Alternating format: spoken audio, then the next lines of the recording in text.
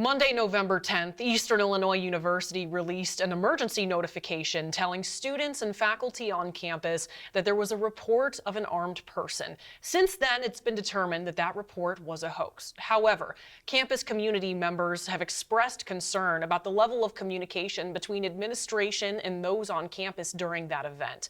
Today, I had an exclusive interview with President Jay Gatrell about how the university intends to move forward.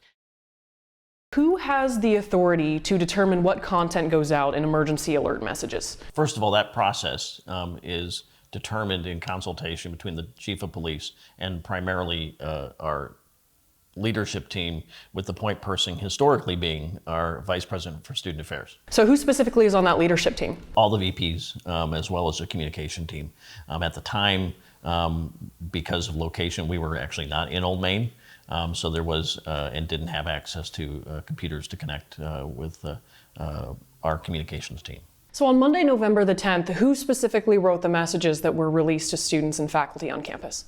That was done in consultation with our leadership team, and it was sent by Vice President Flaherty after consulting with Chief Gamboa. Okay, so this was sort of a group effort. Mm-hmm. Okay. The first message that was sent out, was that intended to function as an alert to lock down? Well, we can't lock down on campus because we don't have that capability, but that was an awareness that we did receive a call to a non-emergency line, a single call, and it was to make campus aware that there was a potential issue, it was a serious issue, and that law enforcement would be on campus. So I am curious, if we don't have the ability to lock down, what specifically is campus expected to do in a scenario of a potential shooter? Well, we're going to expand training, and there's training called ALICE training. There's opportunities in some buildings. We can obviously lock down the buildings. In others, depending upon your location, it is a different sort of strategy to secure that location. So why were instructions not specifically given in the email so that people reading know what to do when the alert was sent out? Well, that's a great question. I think we've learned a lot from this. As a process, these are dynamic situations, and everybody in that room had been through the training. What we, I think, didn't fully appreciate was that the entire campus community maybe hadn't had access to that training relative to ALICE training and how to respond in that environment. I'm going to own it. The reality was there wasn't an action-oriented communication in that piece, and that was an oversight. I think we learned from that. We're grateful it was not an emergency. I'm grateful that the law enforcement from across all of Coles County participated. They were here within minutes, Mattoon, Charleston, and Lakeland. But I think we learned through this process, and for a variety of reasons, the app technology wasn't working on phones, which is the emergency alert system, and we were having to work through Teams and some other technologies to implement that. So following that in the second message, was that intended to function as an update for people on campus or an all clear? That was an update, and the final message was the equivalent of an all clear. Could have been more specific and be more action oriented, and I think we learned from that. But most importantly, I'm grateful that we had a situation that wasn't tragic and wasn't devastating. But like all things, organizations learn, and we're going to improve and get better. And I think we've looked at ways about the technology. We learned there are some texting issues. Not everyone received the text. Our current system has always been what we call opt-in.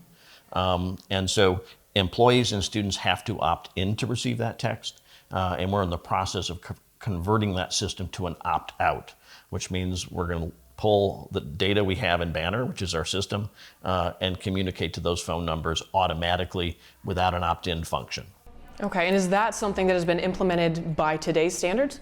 Well, it takes a few weeks to do that, so we're in the process of doing that, and it's not as easy as it seems because you're having to bridge multiple systems, Banner as well as our alert system.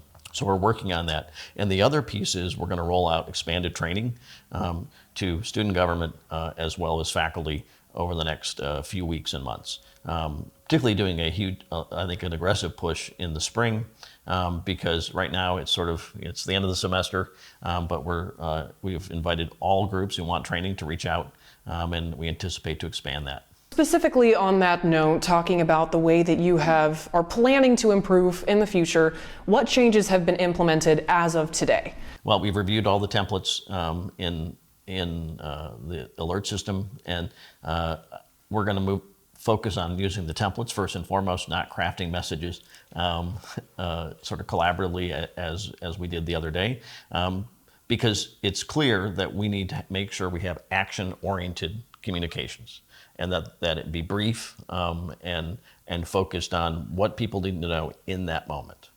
Okay. Action-oriented communications, that's the plan for right now. Looking at it right now, today, if there was an active shooter on EIU's campus, would we be equipped to handle it? Well, first of all, we hope that doesn't happen. Our communication will be focused on those priorities using the templates, and I feel confident that our communication has already improved. Our strategy has already improved. We had a debriefing with sort of the emergency folks led by Chief Gamboa, and we're going to have another leadership debriefing on the 1st after the Thanksgiving holiday to begin charting out and scheduling those training sessions. And ITS is working right now on opt-out. So I feel really good about our improvements, but we just hope we don't have to use it. I mean, you don't want that sort of unfortunate event to happen. Thankfully, it was a hoax. We were not the only university that was impacted that day. As you may know, another institution also had a similar hoax at the same time. Mm-hmm. Yeah, I did see that. So kind of looking at this in whole, going over potential things that you would like to implement going forward, and versus, where we're at right now. School shootings have been happening for 20 years at this point. Why is EIU at this very moment not prepared? Or I say not prepared, why is it handling it in the scenario that we are? Well, we've never had a threat like this reported historically. And so I think, unlike a lot of high schools who've had lockdowns and other events, we've just been, in many respects, in an environment where we haven't had to address that issue. And so, are we ready to respond? Law enforcement's response was amazing. So I feel 100% confident in Chief Gamboa and our colleagues from across Coles County and their response, both in timeliness as well as in terms of just skill set. They were impressive, professional, and relative to our communications, they were timely and they were accurate to the best of our ability. And I feel that we communicated as effectively as we could. But as you point out, and it's a fair critique, it wasn't as action-oriented as it could be, and it's clear that we need to do more training for all populations on our campus. I think a major concern from a lot of people on this campus, both faculty and students, is that Charleston High School and Lakeland both received messages and went into lockdown very quickly. In fact, at least in my scenario, and I know in the scenario of a lot of people around campus, before we were also notified of the potential threat. So in that scenario, what does that communication look like with other schools, other districts, and how does that compare to the communication that we have here on our campus? Well, we don't communicate with the local school districts. We are not part of that feedback loop, and so we would not have any communication with that element. I think the challenge we have is, one building versus, scores of buildings across campus with different technologies, different locking mechanisms, and different levels of training across multiple populations. Okay. So where does the investigation stand as of today, to your knowledge? It's ongoing. I do know that it is been qualified as a bona fide hoax, but I don't know the specifics of it. It's not something that our organization is necessarily. I mean, I believe it's FBI. FBI is doing their work. We'll learn when we learn. Those things are not something our team necessarily engages with from UPD's perspective, because it really is a crime across interstate, because there were 2 events that day.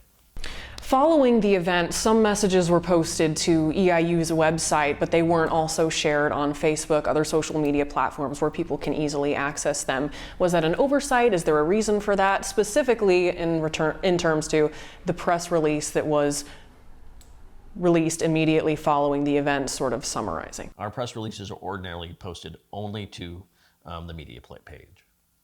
Okay. Is that something that you would consider going forward so that people have immediate access to important information, especially in a response like this where it could be an emergency situation? This is part of our debrief. So actually these are the exact same questions we're asking. How do we get those multiple channels? You don't know what you don't know until you have that experience. Okay.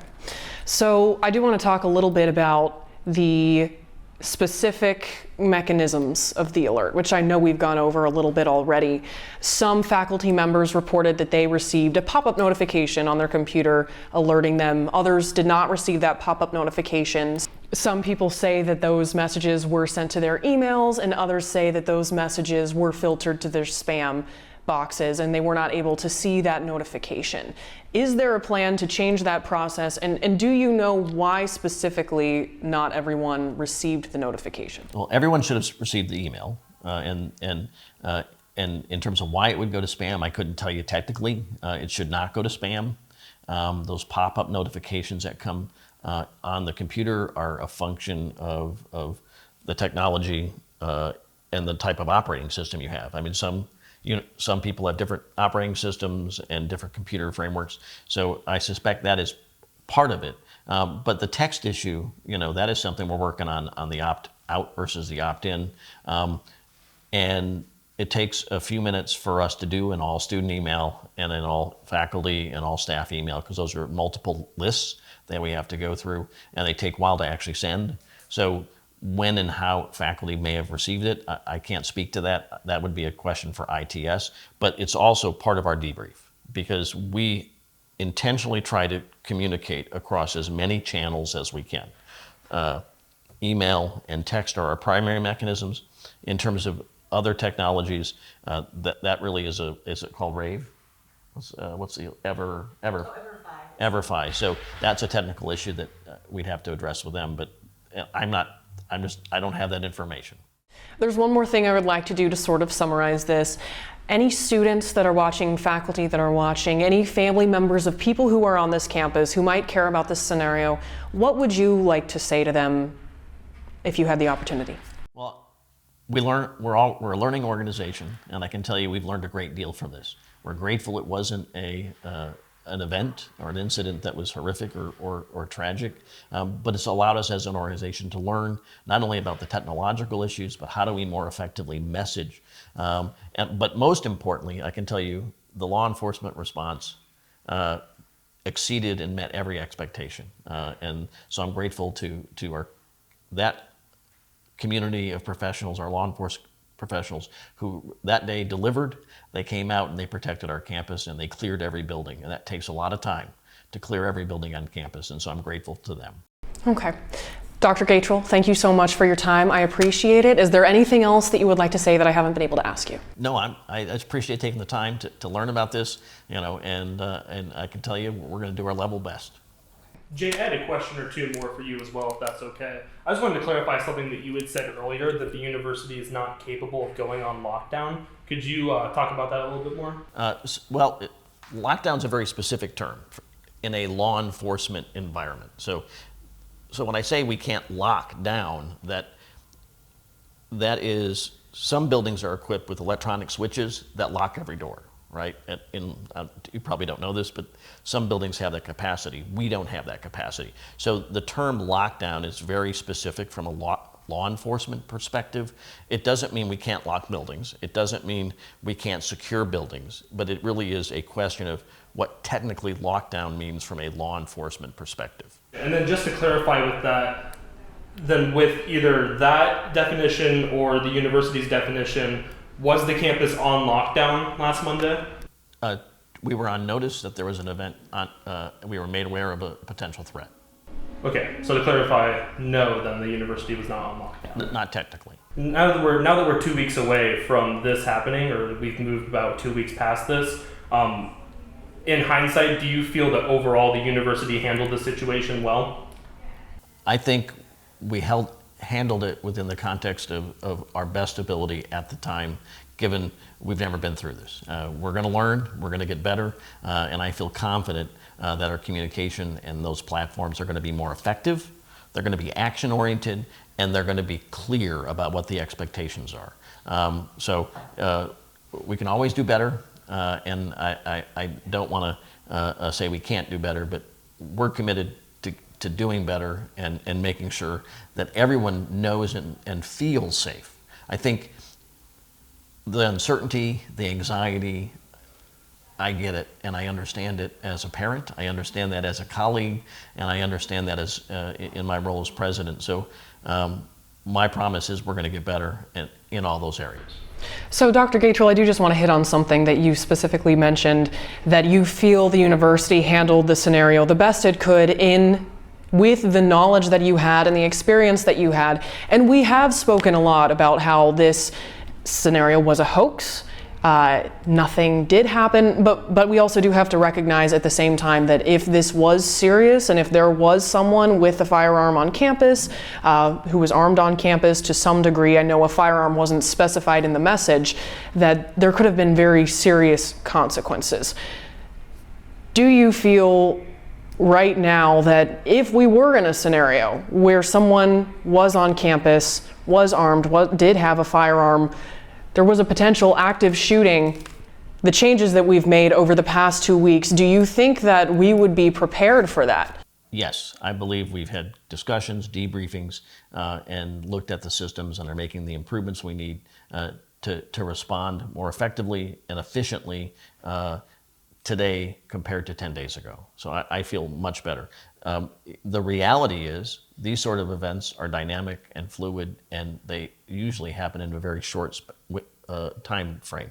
So, we're going to do our level best. We're going to address those issues. But I can't tell you we can't prevent that. I think that's the challenge in today's environment. We know that school shootings are unfortunately a reality that we have to live with. So we have to be prepared to communicate and to respond. And I feel we're going to be, our law enforcement response was amazing, and just the talented professionals who did an amazing job. And we're going to focus on making sure the communications across all channels are accurate and action-oriented. Okay. I have no further questions if you don't. Jay, that's all I had. Just one more time to reiterate, I know that there were some people that have come to us, a couple people online that have been calling for more communication from the university surrounding this. I want to give you one more opportunity. Is there anything you'd like to say to address those people? Well, I mean, I'm as open about it as I can be. The reality is we have room for improvement, and we're going to improve. There's a limitation on how much we can share because it's an ongoing investigation, which complicates it a little bit. But I feel, I understand where people are coming from. I understand their perspective, and that's why we're taking the steps necessary to focus on improving those key factors: technology, action-oriented communications, and clarity. I think that's everything. Dr. Gatrell, thank you so much for taking time to speak to us, especially on a topic of this magnitude. I know a lot of people want to hear from you, and I'm sure that they will appreciate to be able to hear directly from you on what changes the university plans to implement. It's important, so thank you.